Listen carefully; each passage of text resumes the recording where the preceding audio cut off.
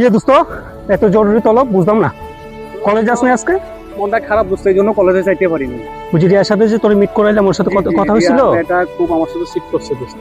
কেন? কার সাথে কোনো প্রতারণা করছে। এখন ওনার বাবা নাকি বলছে যে ওনাকে বাইরে পাঠিয়ে দেবে। এখন আমি তো তোমার সাথে পরিচয় করালাম কিছুদিন হলো, আমার তো ক্লাসে একটা জুনিয়র ভালোই লাগছিল, বাট এই জন্য তোমার বলছিলাম যে ওর সাথে তুমি যদি রিলেশন করো একটা ভালো মেয়ের সাথে এমনিকে relation চলে করো। গেছে, তো আমি এখন কি করতে পারবো?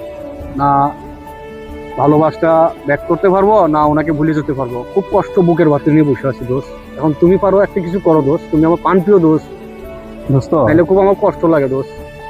দোস্ত তুমি এখন মনে করো যে সে যদি চলে যায়, তুমি তো মনে করো যে তোমার ভালোবাসার কথা প্রকাশ করছো বা তুমি যে তার মন থেকে ভালোবাসো, এটা তুমি শেয়ার করার ট্রাই করছো। এখন যদি সে না থাকে, এটা তো তুমি তাকে ধরে রাখতে পারবে না। খুব কষ্ট লাগে দোস্ত, খুব কষ্ট।